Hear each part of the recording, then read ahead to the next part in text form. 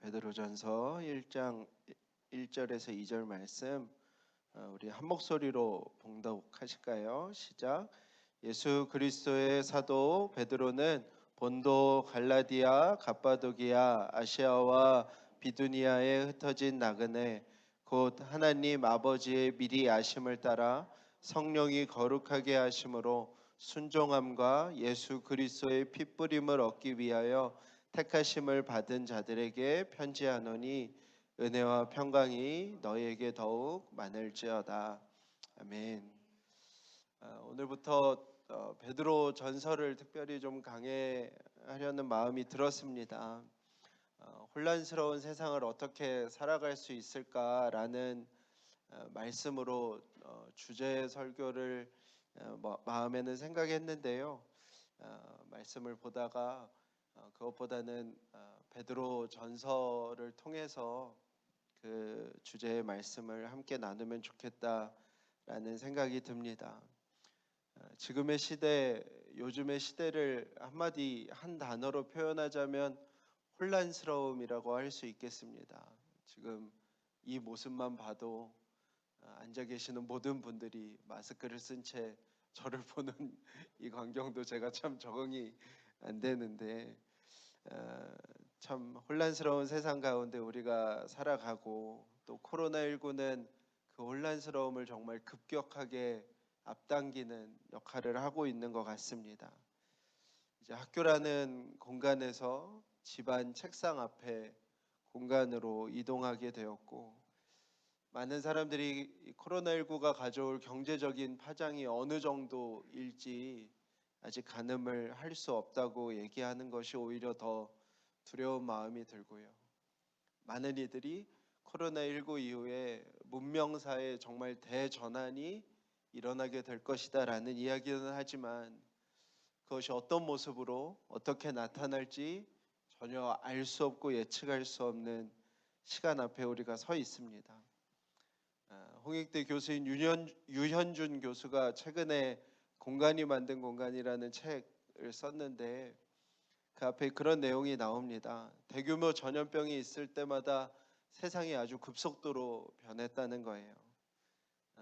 이집트와 메소포타미아에서 첫 문명이 시작된 이유도 건조한 기후에서 전염병의 위험이 없기 때문에 시작할 수 있었고 르네상스도 중세의 흑사병으로 촉발이 되었고 파리가 근대의 서구 문명의 중심이 될 수 있었던 이유도 파리가 그 상하수도를 아주 잘 구비한 도시였기 때문에 많은 예술인들이 문화인들이 파리에 정착하면서 사상을 선도해 갈 수 있었다.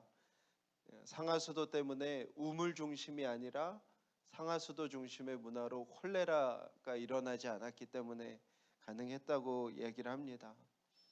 19세기에 백신이 나오면서 1000만 명 단위의 도시들이 생기기 시작하고 전염병에 대한 두려움이 줄어들자 비로소 사람들이 타 대륙으로, 타 문화권으로 이동할 수 있게 되었다고 얘기를 합니다. 어떤 분은 코로나19 백신이 개발되기 전까지 비행기를 타고 여행하는 일은 이제 없을 거라고 얘기를 하더라고요. 이 상황이 해결되지 않으면 아마 90년도부터 2020년도까지 그 30년의 세대가 한 세대가 인류 최초의 여행 세대가 될지도 모른다라는 얘기를 하기도 합니다. 안 그래도 우리는 아날로그에서 디지털 문화로 바뀌는 삶에 정착하는 것도 어르신들은 또 심지어 젊은이들도 버거워하면서 변화를 쫓아가고 있고 기술 발전이 어디까지 우리의 삶을 바꿔놓을지 모르는 세대를 살아가고 있는 우리였는데 이 코로나19가 마치 지금까지는 한 발 한 발 조심스럽게 걷고 있었다면 아주 급속도로 뛰어가게 만드는 역할을 하고 있습니다. 그 속에서 교회도 많은 고민과 도전 앞에 서 있습니다. 믿는 자들의 모임이 교회인데요. 모이기가 어려운 시대 앞에 우리가 서 있습니다. 주일 성수가 교회의 가장 중요한 가치 중에 하나였는데요. 이제는 몸이 조금이라도 안 좋으면 모두를 위해 집에 있는 것이 더 필요한 세상 속에 우리가 있지요. 계속해서 한국교회가 주중에 모이는 모임이 불가능하다, 어렵다라는 얘기를 해왔는데 이제는 정말 주중에 모이는 모임은 우리가 구체적인 답을 찾아내지 않으면 안 되는 상황 앞에 놓여 있습니다. 한국교회가 부흥이라고 말하면서 추구해왔던 것들이 성경의 진리와 어긋난 것들이 있어서 한국교회가 그 번영신학들을 탈피해서 걸어가는 과정 속에 있었고 그 속에서 또 다양한 이야기들, 잘못된 성경 해석이나 정치화된 교회나 TV를 통해서 보도되어지는 한국교회의 어두운 면들이 우리 안에 아주 총체적으로 혼란스러움을 가져오고 있던 때에 동일하게 코로나19로 인하여서 한 발 한 발 걷던 그 혼란스러움이 정말 숨이 가쁘게 뛰어가는 혼란스러움으로 바뀐 것 역시 교회도 동일합니다. 세상도 교회도 신앙도 혼란스러움을 지나가는 시대 앞에 우리가 살아가고 있습니다.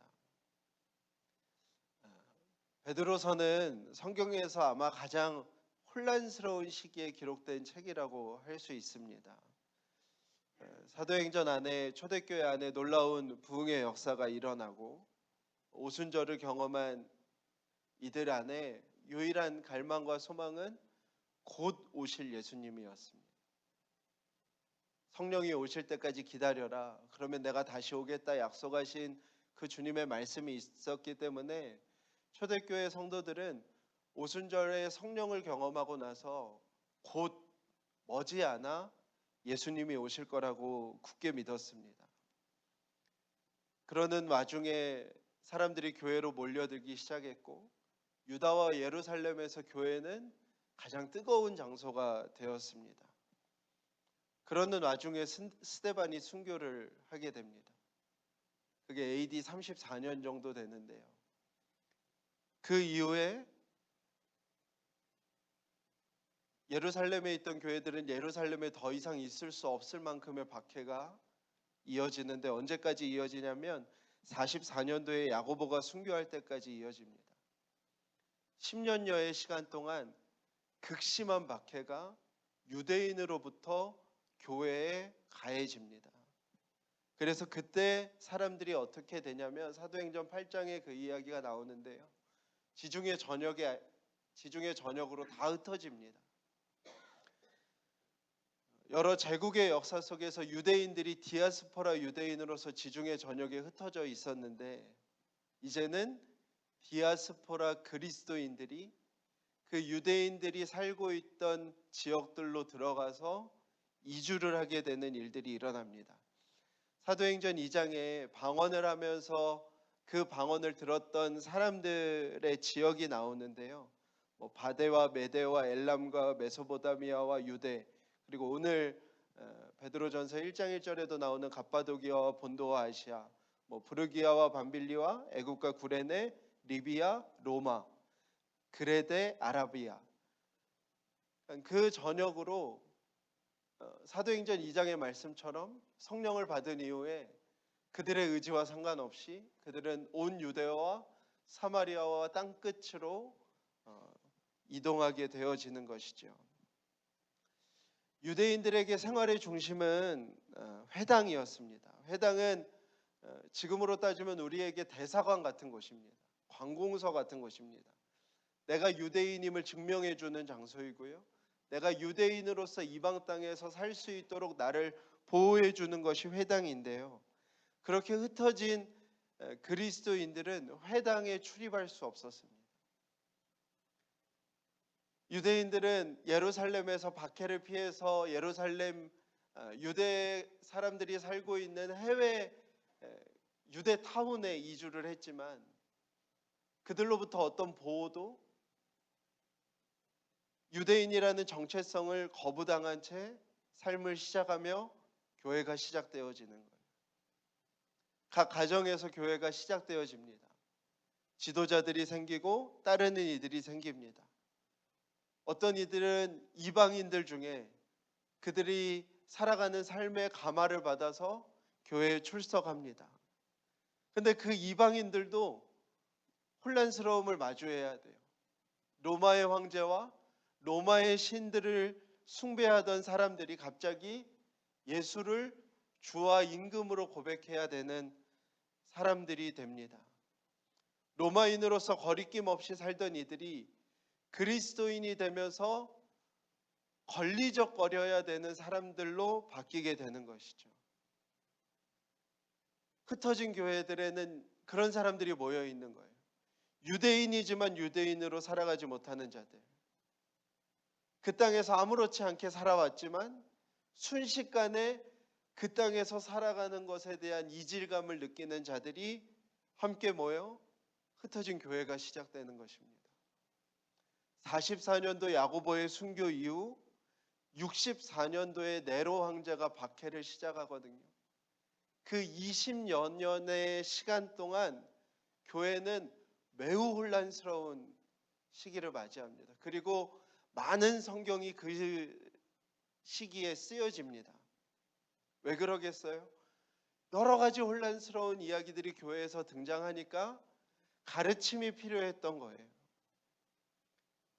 자신의 고향을 떠나온 사람들, 유대인과 이방인이 섞인 교회, 다양한 신분과 다양한 계급, 다양한 인종이 섞여 있는 교회, 로마 황제를 섬기는 곳에서 그리스도를 따르는 사람들, 어디에도 속하지 못하고 어디에도 속할 수 없는 사람들의 모임이 교회가 된 것이죠.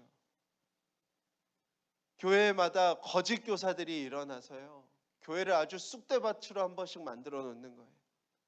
정말 시험이 거세게 일어서 많은 사람들이 교회를 등지고 돌아섭니다.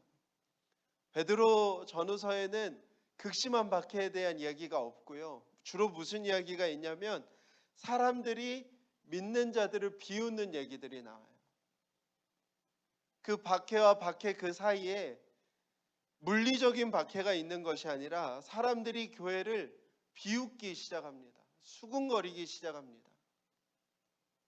무슨 이야기가 나오냐면 예수님의 살과 피를 먹는다는 그 말을 오해해서 어린이를 삶아서 먹는 집단, 식인하는 집단이라는 별명이 생기고요.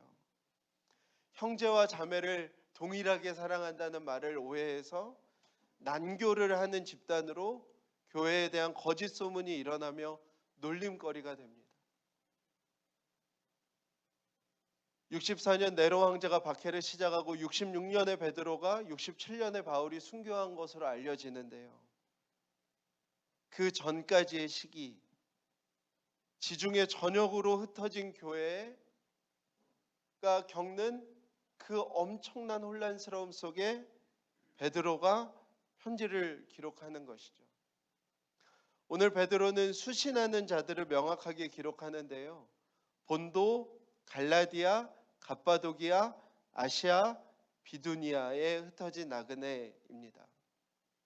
여기에서 말하는 아시아가 그 소아시아, 터키의 지중해 쪽 바다에 있는 요한계시록에 나오는 7교회에 해당하는 그 아시아이고요. 본도, 갈라디아, 갑바도기아, 비두니아 모두 지금 터키의 타우루스 산맥 위쪽에 있는 지역입니다. 지도에 보이는 곳입니다. 교회가 지금 처한 혼란스러운 상황, 구성원으로 인한 혼란스러움, 거짓 교사들이 때때로 일어나서 일으키는 혼란스러움, 분위기는 점점 호의적으로 되지 않고 사람들이 뭔가 적의를 가지고 대적하는 마음으로 교회를 바라보고 비웃음의 거리가 된 성도들, 그 속에 현재의 터키 지역에 있는 사람들에게 베드로가 편지를 기록하고 있는 것이죠. 베드로는 지금 어디에서 기록하고 있을까요? 베드로전서 5장 12절 14절 맨 마지막 장인데요. 우리 12, 13절 한번 같이 읽어볼까요? 주보에 있습니다. 시작. 내가 신실한 형제로 아는 실로아노로 말미암아 너에게 간단히 써서 권하고 이것이 하나님의 참된 은혜임을 증언하노니 너희는 이 은혜에 굳게 서라. 택하심을 함께 받은 바벨론에 있는 교회가 너에게 문안하고 내 아들 마가도 그리하느니라. 아멘. 13절에 보면 사도 바울은 베드로는 지금 어디에 있죠? 바벨론에 있습니다.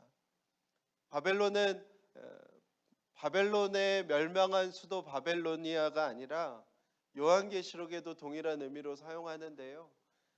로마입니다. 하나님을 대적하는 이들의 심장부를 지칭할 때 음녀 바벨론이라고 초대교회 교인들은 다 이해하였습니다. 베드로는 현재 어디에서 기록하고 있는 거예요? 로마에 있는 것이죠. 64년 직전으로 생각하면 베드로는 아마 로마에서 시작되어지는 그 심상치 않은 분위기를 아마 감지하며 이 편지를 기록했을 것입니다. 그 저기와 살기를 느끼고 지금은 우리가 혼란스럽지만 이제 곧 엄청나게 큰 환란이 우리에게 임하겠구나라는 느낌을 받으면서 이 편지를 기록하였습니다. 베드로는 신라와 마가와 함께 지금 로마에 있음을 기록하고 있죠. 신라와 마가는 다 누구와 선교여행을 다녔던 사람들이죠. 바울과 함께 선교여행을 다녔던 사람들입니다. 초대교회의 중요한 최고 지도자 베드로, 신라, 마가가 다 로마에 모여야만 하는 상황 가운데서 베드로는 터키 지역에 있는 흩어진 그리스도인 공동체 나그네되어 살아가는 이들에게 오늘 편지를 기록하는 것이죠. 흩어진 나그네로 살아가는 자들, 개역 한글에는 거류민이라는 표현을 썼었는데요. 그 거류민으로 살아가는 뭔지 모를 이질감 속에 그 땅을 살아가고 있던 사람들, 혼란스러움과 두려움과 불안, 놀림과 조롱과 비방이 익숙해져 있는 사람들에게 베드로가 베드로서를 기록하는 것입니다. 베드로는 그들에게 첫 말로 이 고백을 합니다. 우리 2절을 함께 같이 읽어볼까요? 시작. 곧 하나님 아버지의 미리 아심을 따라 성령이 거룩하게 하심으로 순종함과 예수 그리스도의 피 뿌림을 얻기 위하여 택하심을 받은 자들에게 편지하노니 은혜와 평강이 너희에게 더욱 많을지어다. 아멘. 2절을 제가 표준 세번역으로 공동 번역으로 한 번 더 읽어드리겠습니다. 표준 세번역입니다. 하나님 아버지께서 당신의 미리 아심을 따라 여러분을 택하여 주시고 성령으로 거룩하게 해주셨으므로 여러분은 예수 그리스도께 순종하게 되었으며 그의 피로 정결함을 얻게 되었습니다. 여러분에게 은혜와 평화가 가득하기를 빕니다. 공동 번역입니다. 여러분은 하나님 아버지께서 미리 세우신 계획에 따라 뽑혀서 성령으로 거룩하게 되어 예수 그리스도께 복종하게 되었으며 그분의 피로 죄가 씻겨진 사람들입니다. 여러분에게 은총과 평화가 충만하기를 빕니다. 극심한 혼란스러움을 겪고 있는 그 성도들에게 베드로는 2절의 말씀을 마치 못을 박는 것처럼 전합니다. 여러분은 하나님께서 미리 아셔서 하나님의 뜻 안에서 하나님의 계획을 따라 선택받은 사람들입니다. 할렐루야. 우리에게도 동일한 고백으로 오늘 들려지기를 축복합니다. 여러분은 하나님의 뜻 안에서 하나님의 계획을 따라 하나님의 선택받은 사람들입니다. 거대 보이는 세상 속에서 혼란스러워하는 이들에게 베드로는 그 거대한 세상보다 크신 하나님, 그 거대한 세상보다 이전에 계셨던 하나님, 영원 전부터 계셨던 그 하나님이 여러분들 한 사람 한 사람을 하나님의 뜻 가운데서 계획하셔서 선택하셨음을 증거하고 있습니다. 내가 느끼는 세상의 크기보다 비교할 수 없이 더 크신 하나님께서 나를 하나님의 계획과 뜻 가운데서 선택하셨다는 거예요. 예수님께서 말씀하셨듯이 하나님은 우리의 머리털까지 세신 바 되었으며 들에 핀 백합화와 하늘을 나는 새보다 훨씬 더 영광스럽게 선택하신 사람들이라는 것을 베드로는 이야기하는 것입니다. 또한 성령이 이미 여러분을 거룩하게 하셨다고 기록하고 있습니다. 성령이 우리에게 오셔서 우리를 성령이 거룩하게 하셨습니다. 할렐루야. 성령이 이미 우리에게 오셔서 성령이 이미 우리를 하나님의 합당한 백성으로 삼으셨습니다. 나에게 달려있는 문제가 아니라, 나에 의한 결과가 아니라 주체가 누구라고요? 성령이 우리를 거룩하게 하시고 성령이 우리를 합당히 하나님의 백성으로 확증하셨다는 거예요. 나는 끊임없이 혼란스러워하지만, 나는 끊임없이 의심하지만 우리 안에 오신 성령은 주의 날까지 우리를 하나님의 백성으로 완성하시는 분이시라는 거예요. 우리를 성전되게 하시는 분, 영광의 영으로 오셔서 영광에서 영광으로 이르게 하시는 그 분이 누구시라는 거예요? 성령이시라는 거예요. 성령이 이미 우리를 거룩하게 합당하게 하셨다는 거예요. 그리고 그 성령이 예수 그리스도를 십자가에까지 순종하게 하셨듯 우리를 예수 그리스도에게 순종하게 하신다는 거예요. 할렐루야. 이 말씀이 매우 중요한 말씀입니다. 우리가 순종을 드리는 것보다 우리 안에 오신 성령이 예수 그리스도께서 완전한 순종으로 하나님 앞에 자신을 드렸듯이 우리로 순종하게 하신다는 거예요. 순종의 본을 보이신 예수 그리스도의 보혈로 인하여 저와 여러분은 모든 죄가 씻겨진 사람들입니다. 예수님께서 십자가에서 피 뿌리심으로 우리를 완전히 하나님의 백성으로 자리를 옮기셨습니다. 이미 우리를 죄와 사망과 어둠에서 출애굽시키셔서 예수 그리스도의 피 뿌림이 우리를 의와 생명과 빛으로 이끄시고 의와 생명과 빛으로 살게 하셨습니다. 성부 하나님, 성자 예수님, 성령 하나님, 이 삼위일체 하나님의 연합과 사랑의 사역이 지금도 우리에게 임하고 있고 일어나고 있는 것입니다. 우리가 어떤 혼란스러운 세상을 살든 우리의 눈앞에 무엇이 펼쳐져 있든 내가 느끼는 지금의 감정과 기분과 상태가 어떠하든지 상관없이 성부 하나님의 택하심과 성령 하나님의 거룩하게 하심과 성자 예수님의 우리에게 피 흘리심으로 우리를 하나님의 백성으로 삼으신 그 일이 변함없이 우리에게 지금도 여전히 일어나고 있음을, 그 안에 있음을 이야기하는 것이죠. 그 삼위일체 하나님께서 허락하시는 은혜와 평강이 이 혼란스러운 세상을 살아가는 우리의 유일한 방법인 것입니다. 이 삼위일체 하나님의 그 뜻하심과 계획하심과 선택과 거룩하게 하심과 피 흘리셔서 구원하심이 오늘을 살아가는 우리에게 무엇으로 확증되는 것이냐면 바로 오늘을 살아가는 나에게 그 하나님으로부터 부어지는 은혜와 평강이 있는가라는 것입니다. 사랑하는 여러분, 결국 우리의 삶은 무엇을 채우는가에 달려 있습니다.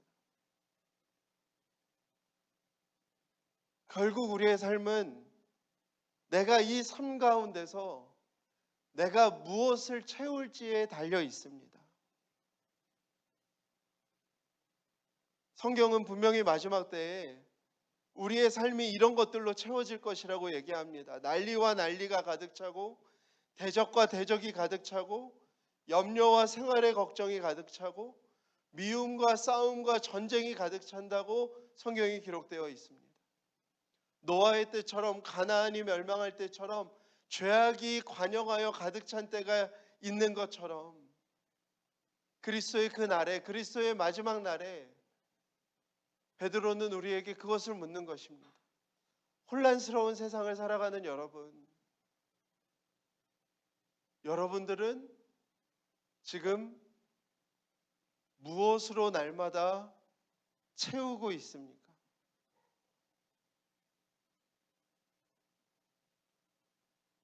혼란스러움을 살아가는 성도들에게 베드로는 그 이야기로 편지를 시작하는 것. 나는 매일의 삶에, 나는 오늘의 삶에 그 하나님의 은혜와 평강을 채우고 있는가?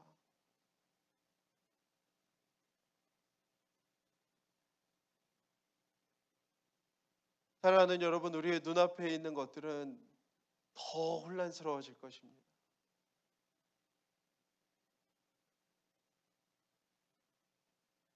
우리의 5년 전을 생각해 보면, 우리의 10년 전을 생각해 보면, 우리의 20년 전을 생각해 보면 그때보다 지금이 더 혼란스러운 것처럼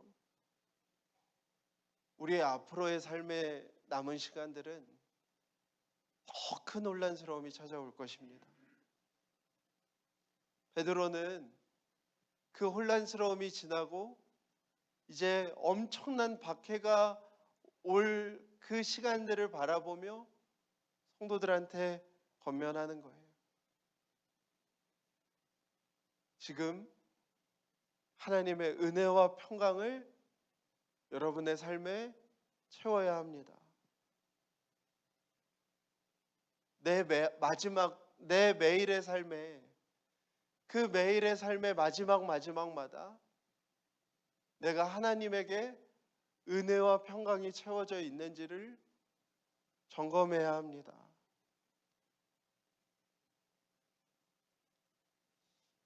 사랑하는 여러분, 우리에게 그 은혜와 평강이 날마다 채워지기를 축복합니다. 이 혼란스러움들을 바라보며 마음의 불안과 두려움과 낭망이 찾아올 때마다 하나님이 주시는 은혜와 평강으로 우리의 마음을 다스리는 우리가 되기를 간절히 축복합니다.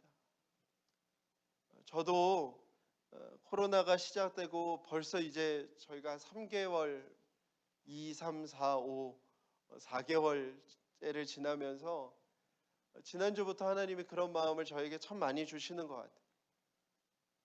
계속해서 제 안에 무슨 두려움이 있냐면 교회 운영에 대한 두려움이 있는 것을 주님이 이렇게 보여주셨어요. 이것이 계속 이어지면 어떤 사람은 4년이 간대요. 그렇게 이어지면 도대체 이걸 어떻게 교회를 운영해 가야 될까 하는 그런 생각으로 제 마음이 그냥 다 빼앗겨 있는 그런 저의 모습을 너무 여실히 보게 되는 거예요. 이 혼란스러움 속에 끊임없이 걱정되고 염려되고 두려운 것은 이 살림들을 어떻게 운영해 갈까 하는 그 두려움밖에 남지 않은 그 마음들을 계속 보게 되었습니다. 주님이 우리에게 말씀하시는 거예요. 그것이 아니라 우리가 정말 지금 우리의 삶을 멈춰서 채우고 가야 되는 것. 얼마만큼 채워졌는지를 확인해야 되는 것. 그것은 내 안에 하나님의 은혜와 평강이 나에게 채워져 있는지를 확인하라는 것입니다. 혼란스러움은 우리에게 멈추지 않고 다가올 거예요. 그 혼란스러움은 더 거센 파도처럼 우리에게 찾아올 것입니다. 그 시간 속에서 우리가 살아갈 수 있는 유일한 방법은 하나님이 나를 하나님의 뜻과 계획 가운데 선택하셨음을, 성령이 오늘도 나를 거룩하게 하셨음을, 성령이 나를 예수 그리스도께서 순종하신 것처럼 예수 그리스도의 순종을 본받는 자로 세워 가실 것임을, 예수 그리스도의 피 뿌리심이 오늘도 나를 하나님의 백성으로서 그 땅에 발을 딛고 살아가게 하심을, 그 삼위일체 하나님이 나에게 오늘도 은혜와 평강을 채우심을 믿는 그 믿음 속에서 우리가 살아가게 될 줄로 믿습니다. 사랑하는 여러분, 특별히 하루를 마무리할 때 침상에서 그것을 점검하고 다음 날을 맞이하는 우리의 삶이 되기를 축복합니다. 나에게 하나님의 은혜와 평강이 채워져 있는지, 채워져 있지 않다면 하나님 채워주십시오. 출애굽하는 이스라엘에게 하나님이 그 백성들에게 그렇게 말씀하셨습니다. 광야의 길을, 가나안을 정복하는 일은 매우 혼란스럽고 쉽지 않은 일인데 너희들이 해야 될 것은 오늘 내가 내게 명하는 이 말씀을 마음에 새기고 내 자녀에게 부지런히 가르치고 집에 앉아 있을 때이든지 길을 갈 때이든지 누워 있을 때이든지 일어날 때이든지 이 말씀을 강론할 것이며 너는 또 그것을 내 손목에 메어 기호를 삼으며 내 미간에 붙여 표로 삼고 내 집 문설주와 바깥문에 기록할지니라. 무엇으로 은혜와 평강을 우리의 삶에 채울 수 있지요? 이 말씀을 여러분들 이렇게 하시기를 축복합니다. 특별히 한 주간 동안이라도 베드로전서 1장 2절 말씀을 은혜와 평강이 채워지지 않을 때마다, 은혜와 평강보다 혼란스러움이 더 클 때마다 이 2절의 말씀을 끊임없이 되뇌어서 고백하시기를 축복합니다.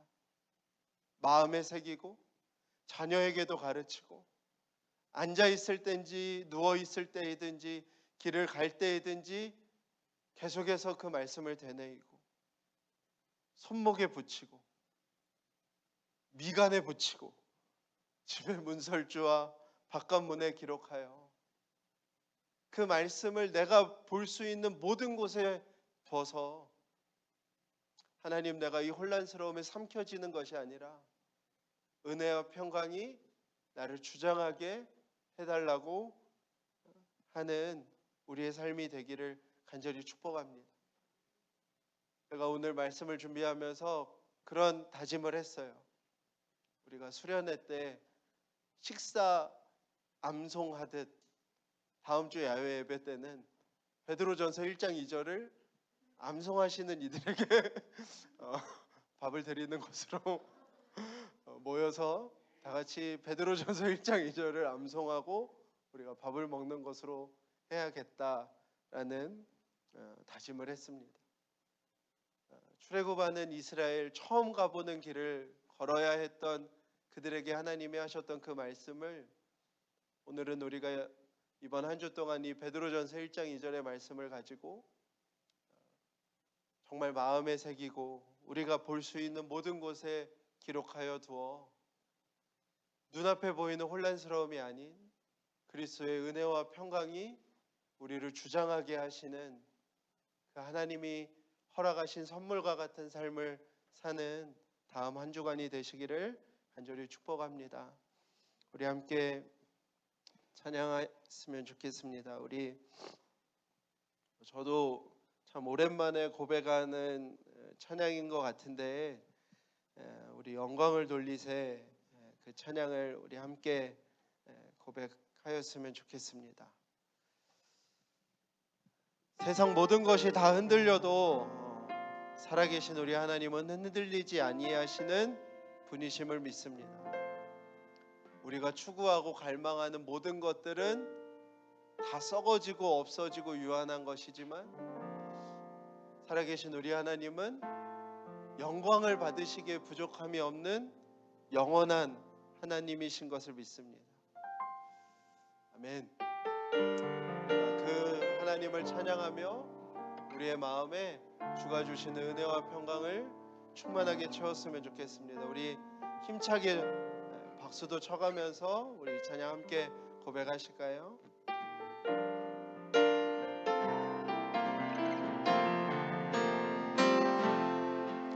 영광을 돌리세 우리 하나님께, 존귀와 위엄과 능력과 아름다움 만방의 모든 신은 헛된 우상이니 오직 하늘의 하나님 그 영광 찬양해. 영광을 돌리세, 영광을 돌리세 우리 하나님께, 존귀와 위엄과 능력과 아름다움 만방의 모든 신은 헛된 우상이니 오직 하늘의 하나님 그 영광 찬양해. 주님의 영광 모든 나라 위에, 주님의 영광 온 세계 위에, 하늘에 계신 우리 아버지 영광 찬양해. 우리 주님 나라 영원하리라. 우리 주님 뜻은 이루어지리라. 다시 한번 고백합시다. 영광을 돌리세, 영광을 돌리세 우리 하나님께, 존귀와 위엄과 능력과 아름다움 만방의 모든 신은 헛된 우상이니 오직 하늘의 하나님 그 영광 찬양해. 주님의 영광 모든 나라 위에, 주님의 영광 온 세계 위에, 하늘에 계신 우리 아버지 영광 찬양해. 우리 주님 나라 영원하리라. 우리 주님 뜻은 이루어지리라. 주님의 영광, 주님의 영광 모든 나라 위에, 주님의 영광 온 세계 위에, 하늘에 계신 우리 아버지 영광 찬양해. 우리 주님 나라 영원하리라. 우리 주님 뜻은 이루어지리라. 하나님, 세상과 교회와 신앙도 다 혼란스럽지만 영원히 영광스러우신 그 하나님, 영원토록 영광스러우신 그 하나님, 그 하나님께서 허락하여 주시는 그 은혜와 평강이 우리를 주장하게 하여 주시옵소서. 우리를 주장하여 이끌게 하여 주시옵소서. 우리 주여 한번 부르짖고 다 같이 소리내어서 기도합시다. 주여! 하나님 아버지, 정말로 주님 간절히 원합니다. 하나님 아버지, 정말로 주님 간절히 원합니다. 하나님 아버지, 정말로 주님 간절히 원합니다. 하나님 아버지, 정말 혼란스러운 이 세상을, 혼란스러운 이 시대를 하나님 아버지 정말 세상도 교회도 우리의 믿음도 하나님 모두 다 혼란스러워지는 하나님 아버지 정말 이 때에 하나님 우리가 주님의 영광을 노래하게 하여 주시옵소서. 주님의 영광을 바라볼 수 있도록 주님 인도하여 주시기를 원합니다. 하나님 날마다 혼란스러운 가운데서 잠들지 아니하도록 인도하여 주시옵소서. 우리의 마음 가운데 혼란스러움과 의심과 하나님 아버지 정말 회의가 더 많이 채워져 있지 아니하도록 하나님 아버지 정말로 주님 인도하여 주시기를 원합니다. 하나님 날마다 하나님의 은혜와 하나님의 평강이 하나님 우리의 삶 가운데 하나님 아버지 정말 더 충만하게 채워질 수 있도록 주님 인도하여 주시옵소서. 하나님의 계획하심과 하나님의 선택하심과 성령의 거룩하게 하심과 하나님 그리스도의 아버지 정말 피 흘리심과 하나님 아버지 정말 오늘도 우리에게 있기에 하나님 오늘도 우리에게 있기에 하나님 오늘도 우리의 삶을 하나님 붙드시기에 하나님 우리가 반석 위에 서서 하나님 앞에 살아가는 하나님 우리의 삶임을 하나님 기억하게 하여 주시옵소서. 하나님 우리가 기꺼이 하나님 앞에 영광을 돌리며 주님을 영화롭게 하여 드리는 하나님 아버지 정말 우리의 삶이 되어질 수 있도록 주님 인도하여 주시기를 원합니다. 오 아버지 인도하여 주시옵소서. 사랑하는 여러분, 우리의 삶을 무엇으로 채우고 있습니까? 불안과 두려움과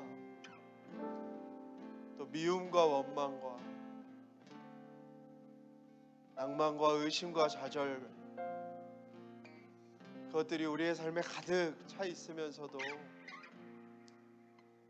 우리의 삶에 하나님의 은혜와 평강을 채우는 것을 잃어버리고 있지는 않았습니까? 우리가 이 시간에 한 번 더 기도할 때 하나님 우리의 마음에 우리의 심령에 은혜와 평강이 채워지게 해주십시오. 여전히 내 안에 혼란스러움과 두려움과 염려와 미움과 원망의 마음이 있지만 하나씩 하나씩 밀려가게 해주십시오. 은혜와 평강 속에 하나씩 하나씩 밀려가게 해주십시오. 그래서 내 마음에 그리스도의 은혜와 평강이 충만하게 채워지게 해주십시오. 견고한 반석 위에 내 영혼이 세워지게 해주십시오. 하나님 우리의 마음에 새기고 우리가 볼 수 있는 모든 곳에 하나님의 말씀을 둬서 우리의 심령에 정말 은혜와 평강이 충만하게 채워지는 특별히 이번 한 주간이 되게 해주십시오. 우리 한 번 더 소리 내어서 기도하며 나아갑시다. 기도하시겠습니다. 하나님 아버지 간절히 원합니다. 하나님 우리 사랑하는 성도들 사랑하는 나의 반석이시니 그 하나하나 밀려가게 해주십시오. 하나하나 밀려가게 해주십시오. 주께서 허락하시는 그 은혜와 평강이 주께서 허락하시는 그 은혜와 평강이 그 심령을 가득 채워줄 수 있도록 주님 인도하여 주시옵소서. 흔들리지 아니하는 그 견고한 반석 위에 세워줄 수 있도록 요동함 없는 그 반석 위에 설 수 있도록 주님 인도하여 주시기 원합니다.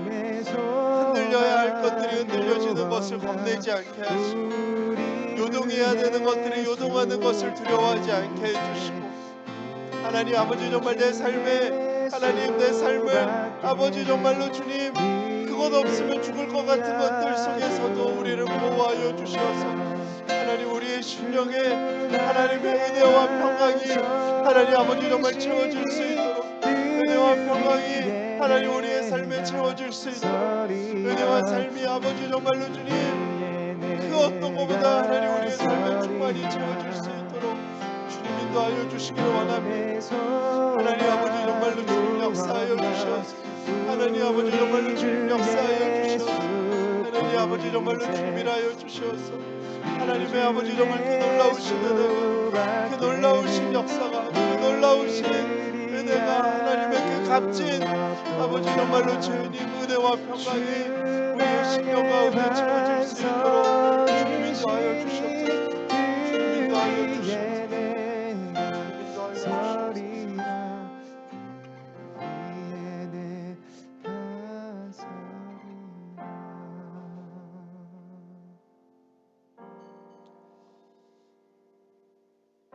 주님, 우리는 이 땅에서 뭔가를 채우기 위하여 살아갑니다. 때로는 그것에 모든 우리의 마음이 팔리고 정신을 빼앗기고